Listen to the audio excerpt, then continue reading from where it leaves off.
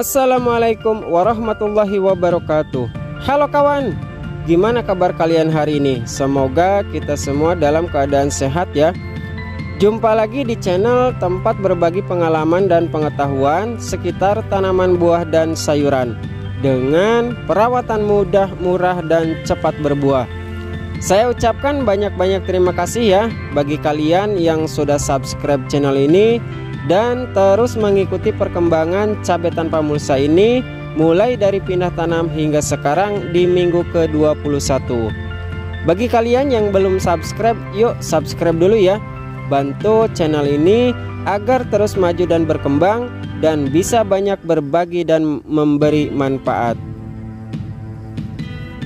Insya Allah jika masa tanam cabai tanpa mulsa ini sudah habis ya, di lahan ini saya akan menanam cabai dengan menggunakan plastik mulsa.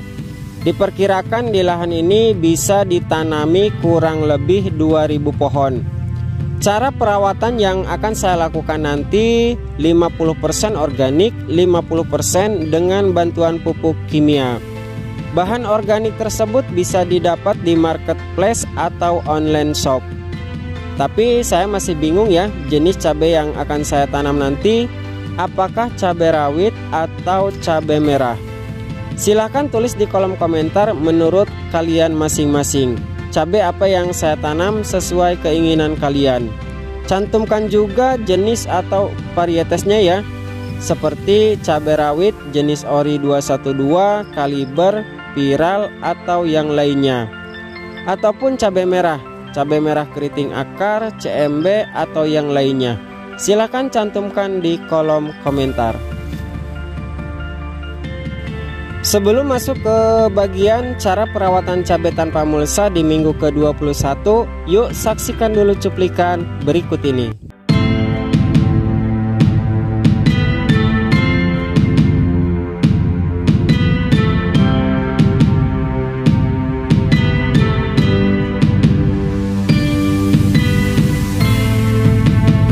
Jadwal perawatan di hari Senin tanggal 13 Maret tahun 2022, tepatnya di usia 142 hari setelah tanam, saya aplikasikan pupuk daun memakai pupuk makro majemuk dari Mag-S.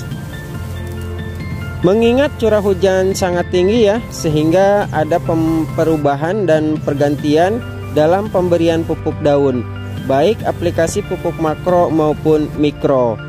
Di usia 142 hari setelah tanam, perawatan yang dilakukan terfokus kepada tanaman yang terserang virus kuning ataupun Gemini.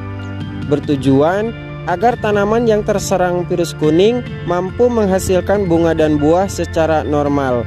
Karena jika tanaman sudah terserang virus kuning, tanaman sangat sulit untuk memproduksi buah ya. Biasanya setiap bunga akan terjadi kerontokan. Buah yang dihasilkan lebih kecil dan sedikit. Dosis pemakaian tetap sama, 3 sendok makan tiap tangki 16 liter.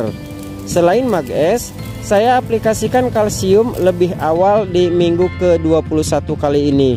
Biasanya aplikasi kalsium saya jadwalkan setiap hari Rabu, dikarenakan curah hujan tinggi di minggu kemarin sehingga tidak sempat saya spray kalsium karena kondisi selalu hujan. Bagi saya kalsium memiliki peran yang sangat penting ya dalam pertumbuhan tanaman baik musim hujan ataupun kemarau. Ada beberapa tanaman yang terserang virus kuning atau Gemini, tapi alhamdulillah dengan perawatan yang saya lakukan, tanaman yang terserang virus kuning mampu menghasilkan bunga dan buah. Meskipun produktivitas tanaman yang terserang Gemini tidak bisa 100% seperti tanaman sehat pada umumnya. Nanti akan saya bagikan cara mengobati tanaman yang terserang virus kuning agar berbunga dan berbuah normal. Cara yang saya lakukan aplikasi kocor dengan memakai bahan organik dari bawang merah dan air cucian beras. Karena aplikasi dari kedua bahan tersebut yang saya lakukan terbilang bagus. Insya Allah kontennya akan dipublikasikan di pertengahan bulan Maret tahun 2023 ini. Penting untuk kalian ketahui ya, setiap saya membagikan suatu konten atau cara, itu semua sudah saya lakukan uji coba pemakaian dalam beberapa minggu ke belakang. Jadi saya jamin pasti aman jika kalian mengikuti cara yang saya lakukan. Dan saya tidak berani membuat suatu konten asal-asalan tanpa tahu efek yang terjadi ke depannya setelah diaplikasikan obat tersebut. Karena saya menjaga kredibilitas dan kepercayaan kalian terhadap channel yang saya bangun ini. Karena saya berpikir jangka panjang, bukan jangka pendek.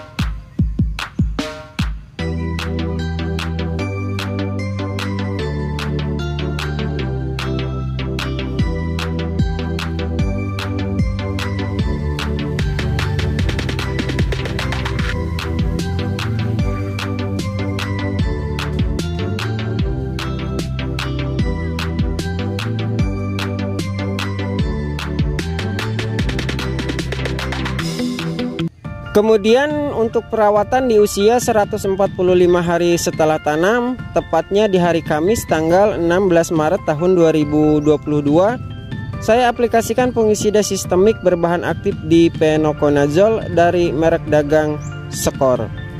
Sejauh ini aplikasi pemakaian fungisida terbilang ampuh ya, baik untuk mencegah, mengatasi maupun mengobati penyakit akibat jamur. Sasaran penyakit diantaranya untuk mengendalikan penyakit bercak daun, busuk batang, mati pucuk, busuk tangkai, dan busuk akar. Keunggulan dari fungisida Skor memiliki kandungan zat pengatur tumbuh ataupun ZPT. Jadi fungisida Skor ini selain mampu untuk mengendalikan penyakit, fungisida Skor ini mampu untuk menyuburkan tanaman. Dosis untuk pencegahan saya gunakan setengah mili per liter. Untuk pengobatan sebanyak 1 mili per liter. Selain fungisida, saya aplikasikan pupuk buah MKP dari merek dagang Pak Tani ya.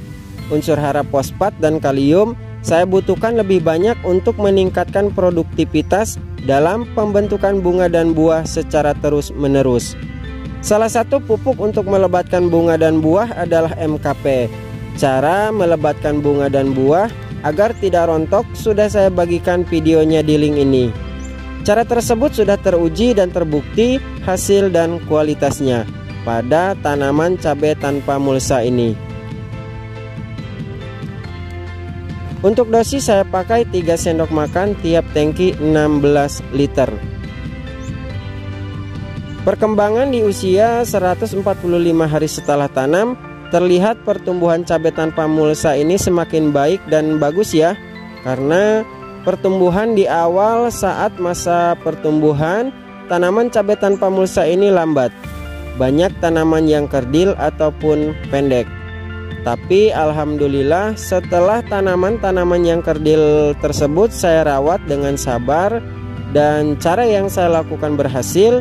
Tanaman yang dulu kerdil kini tumbuh normal, berbatang kokoh, tinggi, dan rimbun.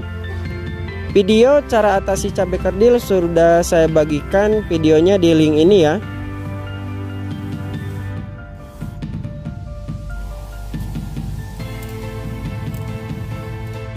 Jangan lupa sebelum mencampur fungisida dan pupuk buah, tambahkan perekat, penembus, dan perata agar Pupuk daun tersebut bekerja secara maksimal, tidak mudah luntur ketika tercuci air hujan.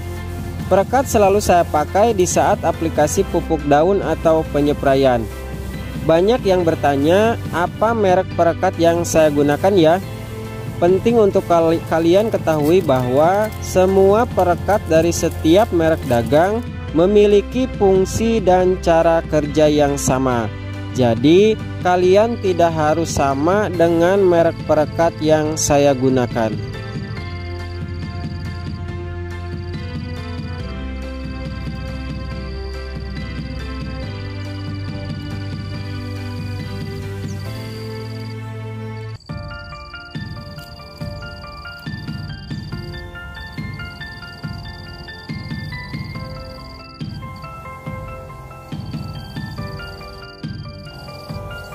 Oke kawan, itulah informasi seputar perawatan cabai tanpa mulsa di minggu ke-21. Ingat pesanku, tetap jaga kesehatan, tetap semangat, dan semoga bermanfaat. Karena sebaik-baiknya orang yang bisa memberi manfaat untuk orang lain. Jangan lupa subscribe, like, komen, dan share. Sampai ketemu di konten-konten saya berikutnya.